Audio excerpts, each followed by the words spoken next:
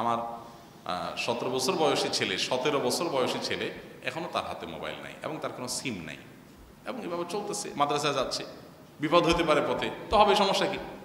Mobile থাকলে বিপদ হবে না এমন কোনো নিশ্চয়তা আছে? মোবাইল থাকার পরেও তো বিপদ হতে পারে। হ্যাঁ, তাকে মোবাইল, আমি বলছি তাকে যে তোমাকে বাবা বউ এবং মোবাইল দুইটা একসাথে দেবো ইনশাআল্লাহ, তুমি অপেক্ষা থাকো, যেদিন বউ তুলে দেব সেদিন একসাথে মোবাইলও দিয়ে দেব, তখন বউয়ের সাথে তুমি আলাপ সালাপ করবা, চ্যাটিং করবা, তুমি অজাগায় কুজাগায় যাতে তোমার শক্তি ক্ষয় না করো সেজন্য তোমাকে আগে মোবাইল দেওয়া হবে না। ব্যাস, তুমি মানুষ, ফেরেশতা, আল্লাহওয়ালা, আমলদার, তোমার প্রতি আমার আস্থাও আছে, কিন্তু রিস্ক আমি নেব না। 440 লাইন, কারেন্টের হাই ভোল্টেজ, বিদ্যুৎ নাই, আপনি হাত দিবেন? বিদ্যুৎ তো নাই, হাত দেন কেন? দিবেন না, কারণ এমন ভোল্টেজ, যদি এই টাইম বিদ্যুৎ আসে ছাই হয়ে যাবো মুহূর্তের মধ্যে। এই জন্য লাইন কারেন্ট না থাকলে আমরা হাত দেবো না ওখানে, ঠিক না? তো আমাদের বাচ্চাদের ব্যাপারে এরকম পর্যায়ে চলে যেতে হবে মোবাইলের ক্ষেত্রে, যে আমরা মোবাইল তাদেরকে দেবো না। খাবে না, না খাই থাকুক। শেখ আব্দুল রহমান সাহেবুল্লাহ বোধ হয় একবার কথা দিলেন, বললো, দেখলাম যে বাচ্চা 2 দিন 3 দিন ধরে খায় না এরকম। তা আমি বললাম যে এরপরে কি করছেন? মোবাইল দিয়েছেন? মানে আমার একটা জিজ্ঞাসা যে 2-3 দিন না খাইছে তো কি হয়েছে? আরে ভাই, মানুষ 2-4 দিন না খাইলে কিছু হয় না, মরে না, এত সোজা না মরণ। আপনি এবং সে কে বেশি তার অবস্থানে অটল, এটা একটা পরীক্ষার ব্যাপার। তো উনি চেষ্টা করেছেন, আলহামদুলিল্লাহ, আমাদেরকেও চেষ্টা করতে হবে যে বাচ্চাকে মোবাইলে আসক্তি আমরা সরাবো। এই ভূমিপল্লী মসজিদের একটা ঘটনা বলি আপনাদেরকে। এক মুরব্বী চাচা, এই পাশে বাসা, হয়তো জুমাতেও ছিলেন আজকে, উনি আমাকে একবার বললেন যে ভাই, আমার বাচ্চা ভয় পায়, নাতি যেন রাতে ভয় পায়, খুব ঝামেলা হয়, হানতান। আমি তো বুঝতে পারছি কাহিনী কোথায়। আমি বললাম যে মোবাইল কার্টুন দেখে? হ্যাঁ। আমি বললাম সব বন্ধ করে দেন। বলছে বন্ধ করলে তো অবস্থা খারাপ হয়ে যাবে। আমাদের ভাবতাম যে বন্ধ করলে তো সাগরে পড়ে যাবে, এমন রিয়্যাক্ট করে পোলাপান। তাই বলছে কিচ্ছু হবে না, করে লাফাইতে দেন, জবাই করা মুরগির মতো লাফাবে তো কতক্ষণ, লাফাইতে দেন। বাবা এটা দেবো না, আর কি আছে সেটা বলো, অন্য কাহিনী বলো। কিছুদিন বললাম যে এগুলো সবগুলো বন্ধ করে দেন, হ্যাঁ, যাতে সে একেবারে শখ না হয়, বিকল্প কিছু দেন। ওই যে বিজ্ঞান বাক্স টাক্স কী বাইরে হয়েছে, পোলাপান এগুলো দিয়ে খেলা টেলা এরকম কিছু দেন, তাকে এঙ্গেজ রাখেন। বাপমারা সবচেয়ে বড় সমস্যা হলো বাপমাদের নিজেদের তো সময় দেয় না বাচ্চাদেরকে। সময় দিলে বাচ্চা মোবাইল চাবে না, এটা আরেক বাস্তবতা। যদি সিরিয়াসলি বাবা মা সময় দেয়, তার সাথে খেলতে বসে, মোবাইল চাবে না, পরীক্ষিত।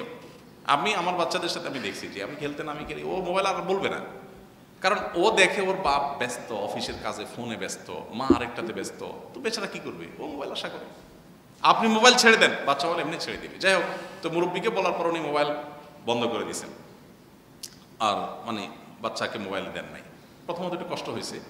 এরপর উনি আমাকে 1 সপ্তাহ পরে জানালেন যে হুজুর, আনন্দের সংবাদ যে আমার নাতিন এখন আর রাতে ভয়ও পায় না, কোনো সমস্যা হয় না, সে একদম সুস্থ স্বাভাবিক, কোনো রুকিয়া টুকিয়া কিছু না। সব রুকিয়ার বড় রুকিয়া কি এখানে? এই মোবাইলের নিয়ন্ত্রণ। অতএব এটা আমাদের করতে হবে। এই যে বাচ্চা নষ্ট হয়েছে, যে ভাই বললেন, আমরা দোয়া করি আল্লাহ তাআলা তাকে সুস্থ করুন এবং তাকে হেদায়েত দান করুন। এই ছোটবেলা থেকে মোবাইল যত্রতত্র ব্যবহার, আগে থেকে বাচ্চাকে কন্ট্রোল করতে হয়। হঠাৎ বাচ্চা নষ্ট হয়ে যায় নাই, হঠাৎ করে খারাপ হয়ে যায় নাই, আস্তে আস্তে খারাপ হয়েছে, আগে থেকে দেখা দরকার ছিল। যাই হোক, এই সমস্ত পরিস্থিতিতে যদি এই পর্যায়ে চলে যায়, পুরো পরিবেশ চেঞ্জ করা দরকার, বাসা চেঞ্জ করে, স্কুল চেঞ্জ করে তাকে ভিন্ন এক পরিবেশে নিয়ে যাওয়া দরকার। একটু সময় লাগবে, আর সামর্থ্য থাকলে মক্কা নিয়ে যান, একটু উমরা নিয়ে যান, 10-15 দিন মক্কায় রাখেন, পরিবেশটা চেঞ্জ করার চেষ্টা করেন, ইনশাল্লাহ হয়তো ঠিক হয়ে যাবে। আমাদের মাঝে কেউ কেউ বলে থাকেন চিংড়ি মাছ এবং কাঁকড়া খাওয়া মাকরুহ তাহরিমি, কারণ এগুলো পোকা, অথচ চিংড়ি মাছ তো আমাদের মাঝে অনেক প্রচলিত। এরপরে আপনি কি বলেন, দয়া করে জানিয়ে বাজিতে করবেন। চিংড়ি মাছ খাওয়াকে মাকরুহ বলে, এটা তো আমি মানে এখন এরকম কেউ আছে, আমি তো জানি না। এরকম কোনো হুজুর আপনারা দেখছেন যে চিংড়ি মাছ খাওয়া মাকরুহ বলে? দাওয়াতের মধ্যে চিংড়ি মাছ দিলে বলে না, চিংড়ি মাছ দিয়ে না, অ্যালার্জির কারণে ফেরত দেয়, ভিন্ন কথা।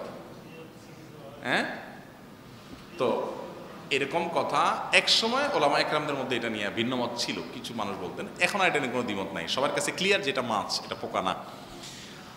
কাঁকড়া নিয়ে ফোকা হানাফ মাকরুহ বলেন, অন্যরা সেটাকেও জায়েজ বলেন, কিন্তু চিংড়ি নিয়ে কোনো মত পার্থক্য এখন আর নাই। আমি হজে যাওয়ার উদ্দেশ্যে ইসলামী ব্যাংকে 5 বছর মেয়াদী একটা হজ অ্যাকাউন্ট খুলেছিলাম। উক্ত অ্যাকাউন্টের মেয়াদ পূর্ণ হয়েছে। উক্ত অ্যাকাউন্ট আমার জমাকৃত আসল টাকা 2,77,800 টাকা এবং ব্যাংক আমাকে 1,58,291 টাকা মুনাফা দিয়েছে। আমি কি হজের উদ্দেশ্যে সমুদ্র টাকা দিতে পারবো নাকি আমার আসল টাকা দিব? কিভাবে হজ অ্যাকাউন্ট পরিচালনা করে ইসলামী ব্যাংক আমার জানা নেই।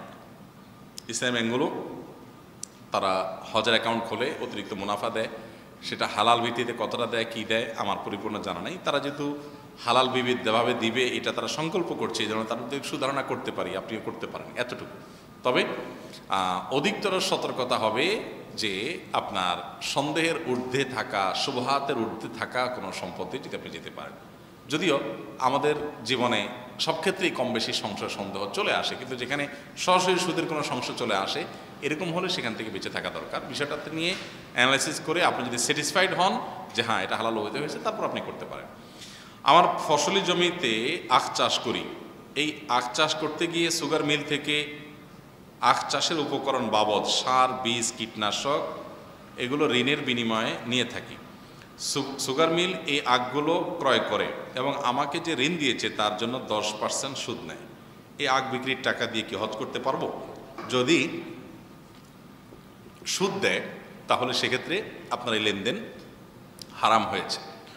আপনি যে আখ বিক্রি করেছেন, আখের যে মূলধন সেটা বিক্রি করে যে টাকা নিয়েছেন সেটা আপনার জন্য জায়েজ, কিন্তু আপনি এই আখ চাষের জন্য যে হারাম টাকা নিয়ে, হারাম লোন নিয়ে, সুদভিত্তিক লোন নিয়ে আপনি এটা চাষ করেছেন, সেজন্য আপনার পুরো কাজটা অন্যায় এবং নাজায়েজ হয়েছে। মৌলিকভাবে জিনিসটা ভালোই ছিল, এই জন্য আপনার হজের জন্য অবশ্যই এই টাকা আপনি খরচ করবেন না, হালাল টাকা খরচ করবেন। কারণ ইন্নাল্লাহ তাইয়্যিবুন লা ইয়াকুলু ইল্লা তাইয়্যিব, আল্লাহ তাআলা পবিত্র ছাড়া কিছু গ্রহণ করেন না। শেষ প্রশ্ন, সরকারি চাকরির সুযোগে বেশ কিছু সরকারি অর্থ আত্মসাৎ করে বেশ কিছু জমি ক্রয় করি।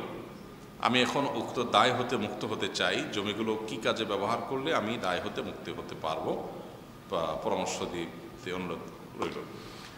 আল্লাহ মাফ করুক, কেউ যদি এরকম ভুল করে থাকেন জীবনের কোনো একটা পর্যায়ে, আল্লাহ তাকে হেদায়েত দিয়েছেন এখন, তখন যাদের সম্পদ আত্মসাৎ হয়েছে তাদেরকে ফেরত দেওয়ার সুযোগ থাকলে সেখানে দিতে হবে, যেভাবে হোক তাদের অ্যাকাউন্টে ঢুকাই দিতে হবে। রাষ্ট্রীয় সম্পদ হলে রাষ্ট্রীয় কোষাগারে ঢুকাই দেওয়ার চেষ্টা করতে হবে। রাষ্ট্রীয় কোষাগারে কোনোভাবে ধরা যাক অল্প স্বল্প টাকা, তো আর আমি রাষ্ট্রের ওই যে কি টিকিট আছে, কি টিকিট বলে এগুলোকে, স্ট্যাম্প, ওইগুলো কিনে আমি কিনলাম, রাষ্ট্রের টাকা কোষাগারে টাকা ঢুকে গেলো, আমি ছেড়ে ফেলে দিলাম, ওটা আমি ইউজ করলাম না, তাহলে টাকা ঢুকে গেল, এটা একটা প্রসঙ্গত। এরকম আরও কোনোভাবে যদি রাষ্ট্রের অ্যাকাউন্টে টাকা যা আত্মসাৎ করেছি সেটা ফেরত দেওয়া যায় তাহলে আমি দায়মুক্ত হয়ে গেলাম।